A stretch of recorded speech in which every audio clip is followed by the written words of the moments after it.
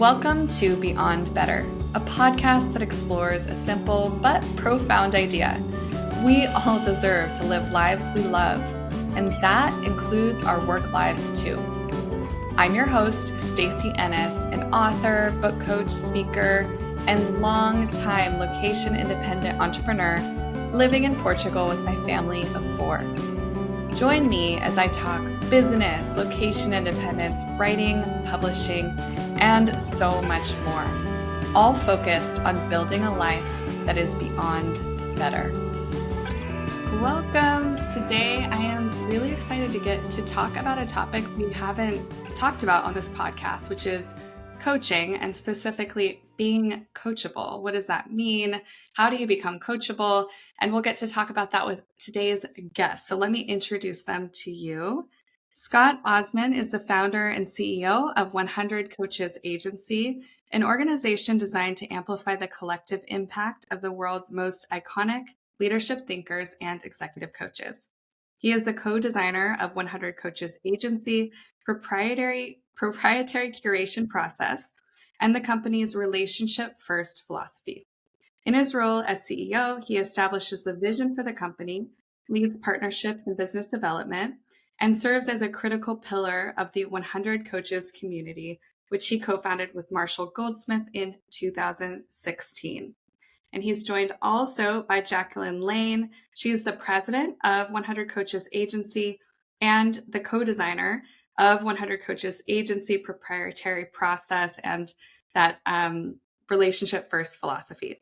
And in her role as president, she oversees the growth and development of the agency, serves as a critical pillar of the 100 Coaches community, and is a member of the editorial team that selects the authors and titles published in their new book, Imprint, 100 Coaches Publishing. And I also just saw that you were named 30 under 30 for Forbes. So congratulations. And welcome, Scott and Jacquelyn. It's lovely to be with you today. Thank you so much for having us, Stacey. We're so excited to be here with you today. You have a really unique offering, which is matching people that want and need to be coached with coaches that are the right fit for their needs. I'd love to go back a little bit into your backgrounds and your founding story to learn how you got into this work that you're so passionate about. I have to confess, 10 years ago, I didn't know anything about coaching. I was fortunate enough to be introduced to Marshall Goldsmith. Everybody seems to know Marshall. He's almost like a one-name wonder. And got to know him for a little while. And then one day he called me up. He said, I want to teach, I've decided, like Peter Drucker, my mentor, I would like to teach 15 people everything I know about coaching for free. I want to give it away. And he asked me if I would help. And so he put up a video on LinkedIn, and 20,000 people applied to be the first 15. And so we ended up doing a weekend with 25 people and taught Marshall to his commitment, taught them everything he knew in a weekend, and it was fabulously successful. Not only that, but the people who ended up getting selected were extraordinary people in their own right. They were already hugely successful coaches and leaders and leadership thinkers. So successful, we decided to do it again and again. And at the end of a year, we had worked with over 100 people. We had an event at the World Bank. And Marshall and I decided that we were actually doing something more than just training people. We were building a community, and that community is now over 450 people. Again, exceptional leaders, leadership thinkers, and leadership coaches. I'm sort of a natural community builder, but also by background, a brand builder. And so in 2018, created the 100 Coaches brand. And with that idea of the brand came the idea of an agency, an imprint, and an events business, a bunch of other things. But it's really the agency and the imprint that have taken the lead in what we're doing. And I would say today we represent probably about 100 of the greatest coaches in the world. And our whole focus, which Jacquelyn will explain, is really about being the best mechanism. We call it Matchcraft, to bring those incredible coaches together with the leaders who are value-creating leaders in their organizations at moments of impact. Yeah. I think at our core, Scott and I are lovers of people. And one of our favorite things is bringing people together to solve really complex and sometimes challenging problems. And, to go back a little bit more to my origin, just briefly, I was an engineer by training, and so I love problem solving. But it wasn't until my master's degree in the UK where I realized that people problems are the problems I'm most interested in solving. I was there in Europe at the height of the European refugee crisis and got to see just the human impact of things, and started to just it was such a passion project to write my thesis on that topic, and just became enamored with the idea that if you bring the right people to the table, that you can solve really complicated problems. And so that really set me on this new journey to ultimately be introduced to Scott through a mutual friend. And we found that we had a number of shared values and a desire to create impact in the world through leadership, because we recognize that leaders are the people who have a disproportionate impact on the world around us. So we set out to create this matchcraft process, which we think is the best way to get connected with a world-class coach or thought leader. And it starts with some intake where we're just deeply listening. We're not trying to pitch anyone on any solutions. We just deeply listen for at least 30 minutes and reflect back what it is that we've heard, which can feel a little bit like a bit of magic in and of itself, where people say, oh, you've summarized in 30 seconds what it took me 30 minutes to articulate, which is a really beautiful thing. And then a few days later, we will come back to them and we'll have hand-selected 3 really excellent coaches or thought leaders for them. And now we'll also have confirmed in that time that all of those people have interest and availability, so that we're always recommending people who are excited about doing the work. And then we articulate to them why it is that we've recommended each of these 3 people.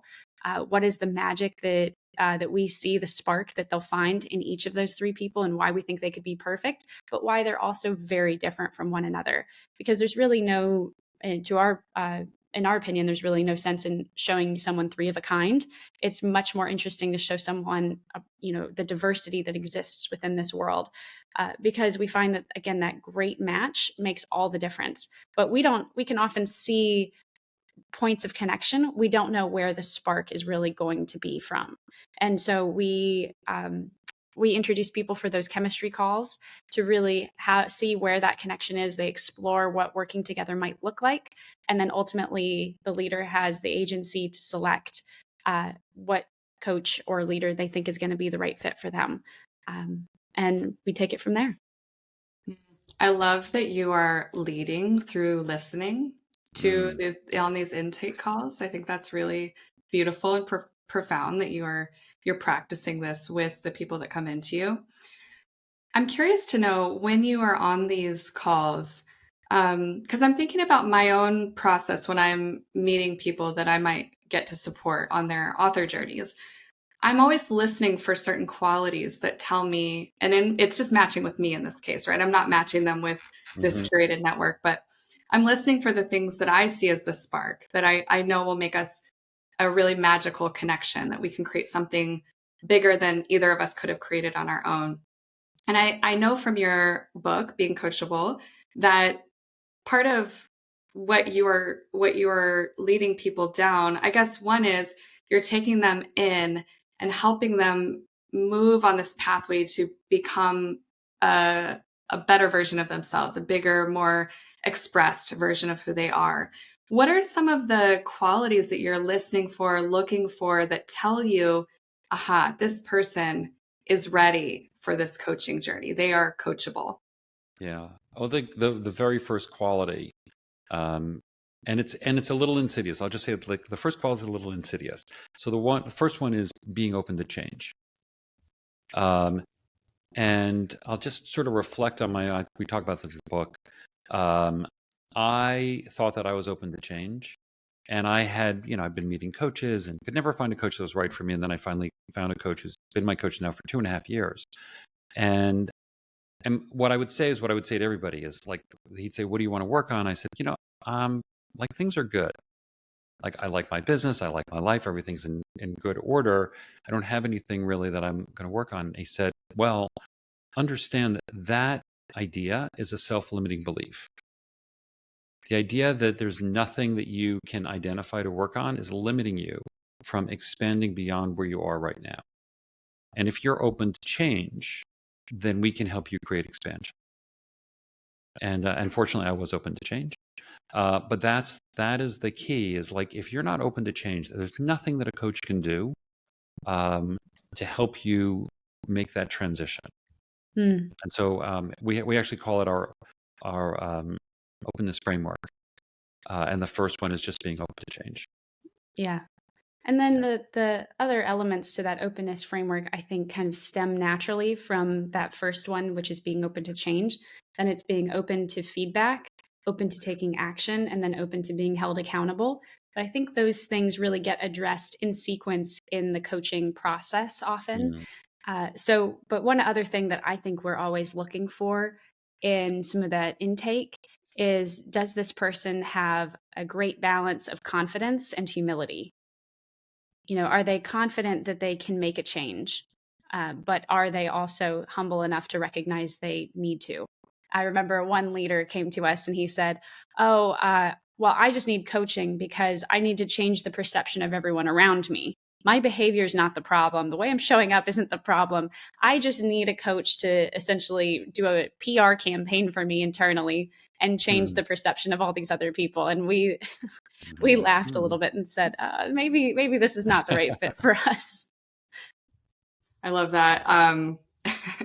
Yeah, it's funny because it's easy to look to everybody else and think that it's not us, right? Like, we just need to get them all on board with my way of seeing things, and then everything will be perfect. I'd love to hear a little bit about a success story, somebody that has come in with you and that you've matched and has seen really incredible growth. And I'll leave that open-ended because I think growth can take so many different shapes for people. So I'd love to hear about that. Shall I step in, Scott? Sure. I'm thinking of one leader that we worked with, and I remember the HR team came to us and they said, "Hey, listen, this guy is great. Like, we think he could go all the way and potentially be CEO of this company." And this, keep in mind, this is a sizable Fortune 500 company, and but this guy he's got a ton of potential. He was already very senior within the organization and very high performing. But they said he's got some challenges that are, if they're not addressed, if some of these behavioral issues are not addressed, it's actually going to, not just is it going to prevent him from getting to that CEO role, but he may no longer stay with the company. And he's burning people out. He's causing some major turnover and attrition within the organization. And if this is not addressed, this is going to be a real problem. And they said something like, if, could be 6 months or a year and he might be gone. And so that was, that poses the problem pretty clearly. It's someone who has enormous potential, but there's a big risk and downside if it's not realized. And we went through our Matchcraft process. He met 3 coaches. And I think through that process became very open to change. To Scott's point, he wasn't totally bought in on coaching beforehand, but when he met these 3 coaches, he realized, oh, I can start to see how much more there is here for me, and that my company is willing to invest in me. I really want to take this opportunity. And so it was like a light bulb flipped for him. He became completely engaged in the process. He selected a coach that he thought was the right fit for him. And I have to say, I think he made a good choice, because not only is he still with the company several years later, but he had not just 1, but 2 promotions in very rapid succession within that first 6 months. Now he is being considered for some of those highest roles in the whole company. So it's pretty amazing what can happen and the change that's occurred, not just in this guy, but also throughout his entire organization. And we consistently hear some of those stories, and it is powerful and compelling. I love that example. And it got me thinking about parenting. Actually, as children, we see that children respond when you pour into them. They feel that you're making an effort, that you're, supporting them, and that you want the best for them. But so often in our lives, we graduate kind of out of that pouring in. And it seems like coaching is almost this touch back into our human desire to be poured into, to be nurtured, to be challenged, to be, given a pathway. Does that resonate for you and how you think about the coaching journey? Absolutely. I think part of what makes coaching so powerful is that a coach's only goal is your success, right? Mm, Just as a parent for their child wants their child to be happy and successful, that's the same kind of relationship a coach wants for you. Hmm. And if other people within an organization um, will probably want something from you, they'll have some kind of a working dynamic where there's something in it for them. Uh, but I think that purity of intent is part of what makes coaching so special, so powerful. Some people say that their coach knows them even better than their spouse. wow. I guess you're getting into this. Well, number one, you're listening. The coach is probably listening a lot more, Hmm. a lot more than a partner or spouse does a lot of the time. But also, I love that point that they're really there to see you Hmm. succeed, for your success. That's such a great point. I'd love to talk a little bit about your book, Becoming Coachable. And maybe you can share a bit about the vision behind that book. And I know you've already hit some a Wall Hmm. Street Journal bestseller list, I Yeah. believe, and have had a really great impact with your readers. Can you tell us a little bit about that book and who it's for? Sure. I mean, the book came out of actually, like a lot of things, a white space in the market. There's a lot of books out there that talk about like the coaching journey, and they talk about like actually books that kind of sort of coach you. But here we are in the middle of this space of understanding what it takes to be ready for coaching, and prepare yourself for coaching. And people were asking us, is there any book out there that does that? And we looked around, we realized there wasn't a book, and we were in a perfect position to write it. And so we did. But then, and this is kind of like that writer's journey thing that you're talking about, Stacey. So we start writing the book, and we have a clear idea of what the book's going to be. It's going to be, the first part of the book is going to talk about all the mechanics of coaching and how to set yourself up and how to find a coach. And then the second part of the book was going to be what it takes to become coachable, right? And that's the becoming coachable framework and all that. We finished we finished what we thought was the book, and we set it aside and we kind of read and we're like, the book's not complete. Like there's like something missing from the book. And we were walking. We often go for long walks with Marshall, and we're going for a long walk with Marshall. And we started having a conversation, and basically, the last section of the book, which the inspiration for it was this idea of like, to what end? Like, why are we even writing this book? What's the point of it? And what came out of it and came out of this conversation, which we kind of like right up in the part 3 of the book, is really all of this is about creating human flourishing, right? That we recognize that we're not just providing coaches so leaders can be more successful. Hmm. And really, in our view, leaders aren't leading just to, improve the bottom line, although they certainly do that. But our inspiration has been, and I think Marshall aligns with this as well, that changes happen in the world through leadership. Like everything you see starts with some human being saying, like, I think there should be a building over there, or I want to start a company, or let's change the way we do things.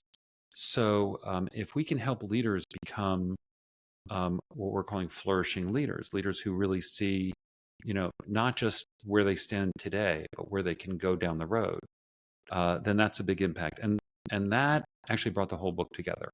I love So the true. word flourish. I have to say, sorry to Hmm. interrupt you, Jacqueline, because I definitely want to hear what you have to say. But that was my word for 2024, because I always pick a word Really? for every year, and I think it captures so much in that word. And there's a real energy to it. Hmm. This like idea of expansion, which touches on your earlier point. So what a beautiful word to kind of connect to this Hmm. project.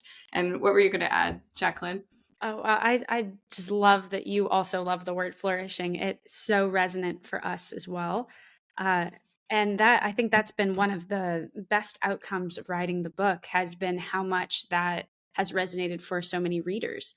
Where I remember one guy, you know, calls up the company out of the blue, and he says, "I just read your book, and I realized I have had this great career. I think I'm in the last role of a long storied career, and I was feeling really good about myself. And then I read your book and I realized I want more.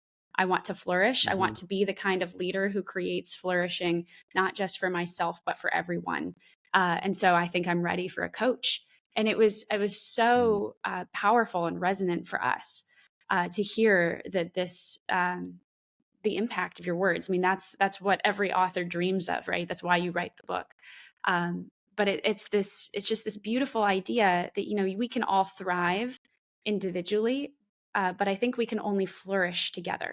I think the connotation of flourishing says in a healthy environment, and that realizing just how interconnected we all are, and that idea, I think, is one that's starting to really catch on.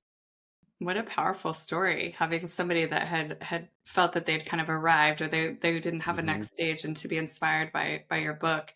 This is the power of books. And Mhm. they're out there in the world creating impact when you're not there, when you're not in the room, when they're not listening. They're reading this book, and it gets passed along and it gets recommended. It's wonderful. I'd love to talk a little bit about your writing process.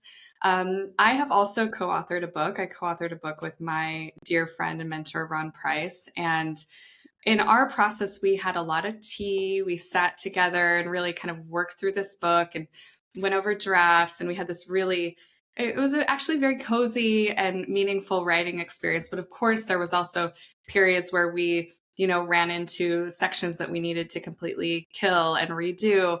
And of course, many challenges along every single book I've worked on. So, did you face any challenges along the way? I know we heard about the incompleteness, Right. but tell me a little bit about your process and what bumps you hit along the way and how you overcame them to get this book out into the world. So I think we both had an idea that we wanted to write books independently. Um, and but we kind of quickly aligned around the idea of becoming coachable and built a framework of what it was going to be, because we had identified sort of this place in the market that really, we had this, our friend Mark Ryder, who's Marshall Goldsmith's co-author in all of his best-selling books, had said to us, write a book that only you can write. Right, it Mm, has to come from you, it has to be authentic to you, and only you can write it. And we just felt, well, this is the container that's going to be right for us. um, Jacquelyn and I are very lucky that together we kind of like, this. It's hard to really explain, but I think we're complete together. Um, don't really have friction per se. We kind of build on each other's thoughts, and but to your point, definitely like hit speed bumps where, like, you're writing something like, oh, this just doesn't feel right to us. How are we going to get through it, around it, above it, whatever. Most of those we did together until we got to part 3, which was like a wall.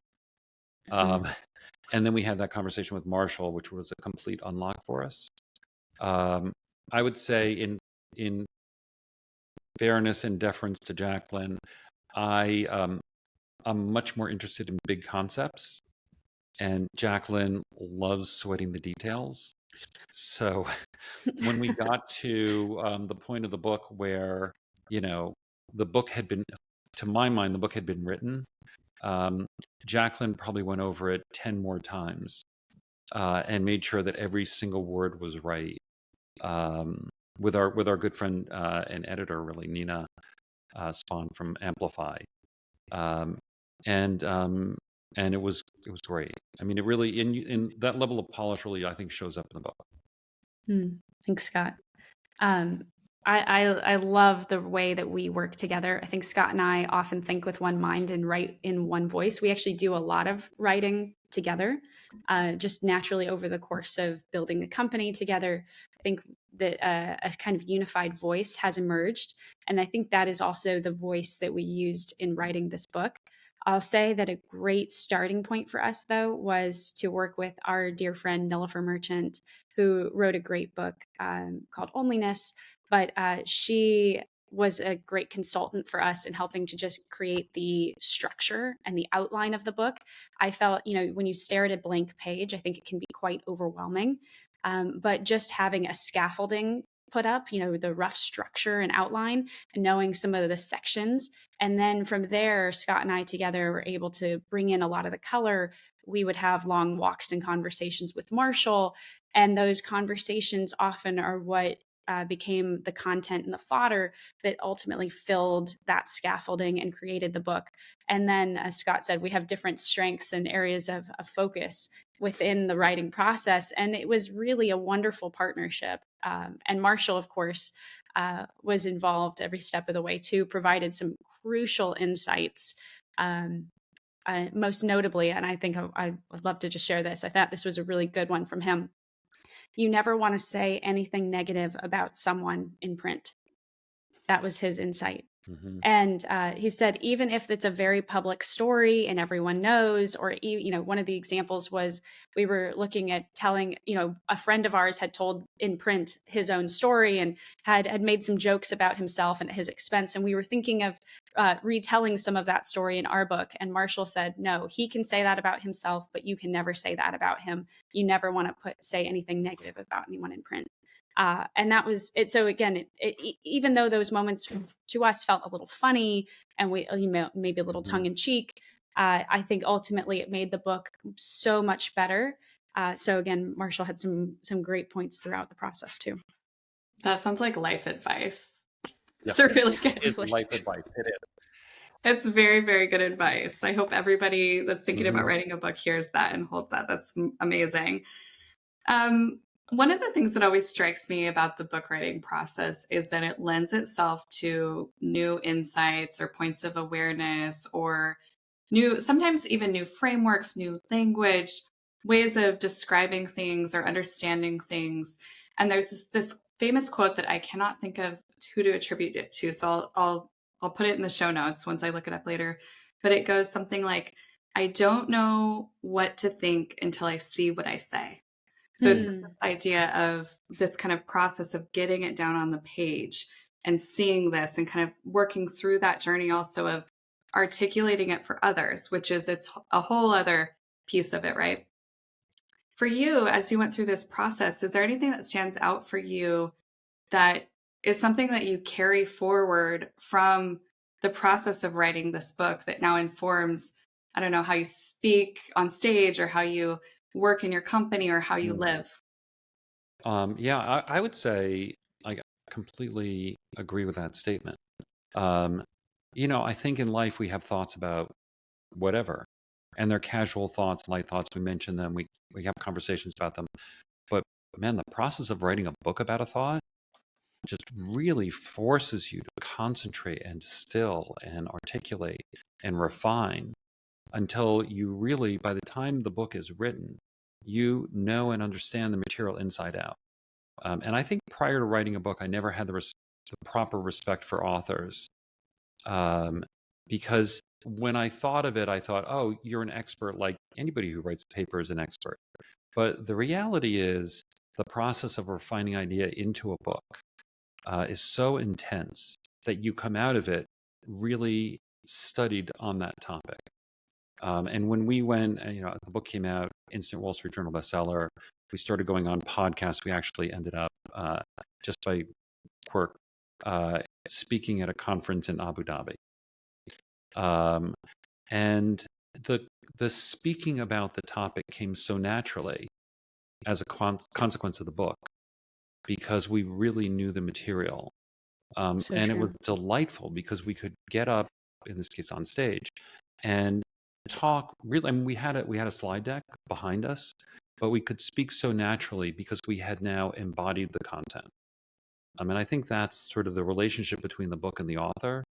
Is the book is the external realization of an embodied knowledge on the part of the author. So true. And I just want to also refer back to the whole third section of the book. That third section of the book would not have been realized without first writing sections 1 and 2.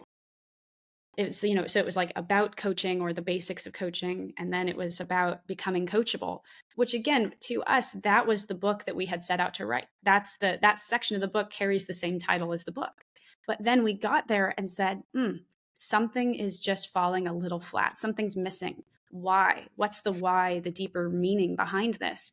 And that all became this now much deeper exploration of leadership styles and the impact of leadership, and ultimately led us to this idea of flourishing leadership, which is now just a totally embedded idea within our entire company. And I love that now when I ask some of our team members, why do you work here?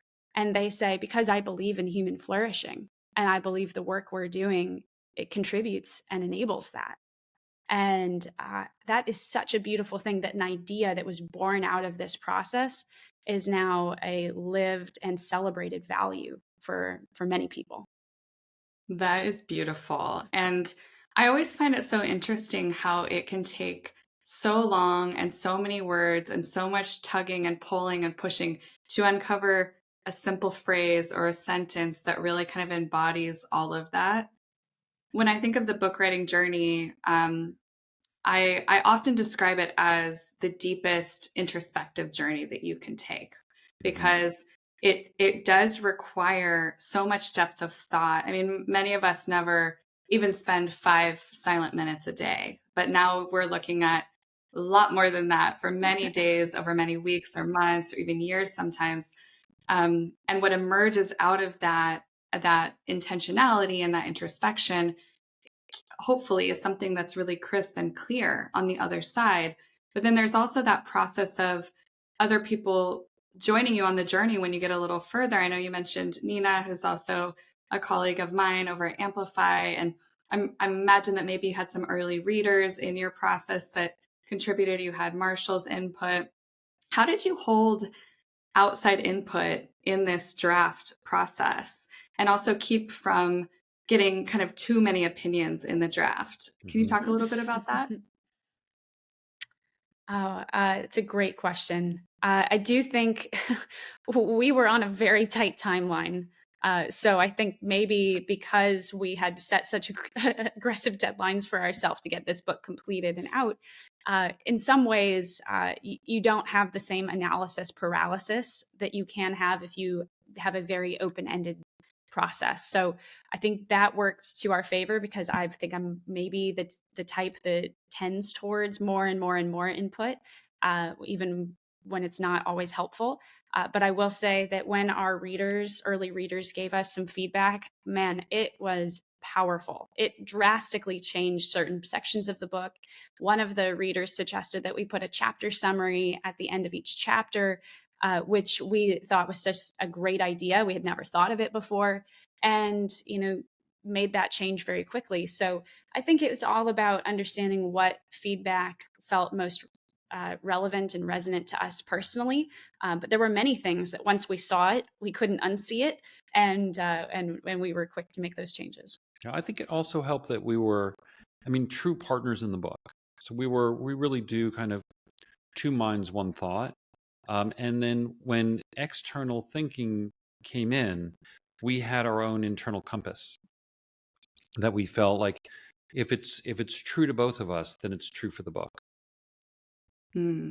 That's such a wise statement, that just keeping that compass, because I have found when authors get at this stage of their journey, it can cause a lot of self-doubt when you get input in that maybe conflicts, and learning to hold that feedback and really, really examine it thoughtfully and honestly. And then if it doesn't align, to trust that inner wisdom and the guidance that you know is correct from inside. That can be really tough to do, but coming in from such an anchored place, I'm sure that served you really, really well. Well, I think that also speaks to partnership for us. I know some people describe working with a co-author as being challenging because you end up fighting over different sentences or sections or ideas. We have none of that. In fact, it was because it was so rooted in partnership, and you had this kind of buoyant force of one another. I think we were able to avoid some of the doubt that first-time authors often describe. It can be such a rich journey to write a book with somebody else. And especially if you have that connection that you two have. It's lovely to see, and clearly shines in this conversation as well. Scott and Jacquelyn, what are you most excited about as you look at the year ahead? What's on the horizon for you, and where can our listeners and our viewers learn more about you and 100 Coaches? Well, I got to say, like the last 2 years have been extraordinary. So our book came out in 2023. We spent a lot of 2024 talking about the book, presenting the book, building and growing our business. Jacquelyn, I'll just sort of not so humble brag for you. Jacquelyn last year climbed Kilimanjaro with her mom, which was a like 20-year. It was like a 20-year Yeah. ambition. And then in what is like September, we were recognized as among the 50 top leaders in the world of coaching by Thinkers 50. And then, of course, Jacquelyn just was recognized as Forbes 30 under 30. So last year was a big year. It's going to be hard to top that year, I think. It's going to be hard to top that year. We're going to give it a shot. So this year, we are embarking on another book project because apparently we have now been infected by the desire to write a book, whatever that is, bug. The book bug. So we're gonna start that. Probably a little slower than the first one that we did. Our business, the 100 Coaches Agency, is now recognized as the probably the single best place for value creating leaders at moments of impact to find the coach that's perfectly suited to them. And so I think a lot of this year is going to be reaching out more and more to those value creating leaders, having them see that the ambitions that they have are not just possible, but even bigger than they are currently imagining, and that there's support and help out there to help them achieve it. I know Jacquelyn's going to be Forbes 30 under 30 has an event in Abu Dhabi. So she's going to be spending a little bit of time over there. I don't know, Jacquelyn, what else do you have planned for this year? Oh, oh man. Well, I guess on a personal note, I would very much like to embark on the journey of becoming a parent. As that's one of the things that you mentioned earlier, Stacey. I want to learn some of those lessons and see some of those insights in my own life. It's been an amazing decade in my 20s, and I think we have now set ourselves up for an amazing next year and hopefully next decade. And we're just kind of continuing to challenge ourselves in new ways, to seek out new opportunities for growth, to continue the work that is really just our heart and life calling. And certainly, hopefully there'll be more books along the way because we've enjoyed just the process of refining an idea. Man, there's only good things ahead, it feels like.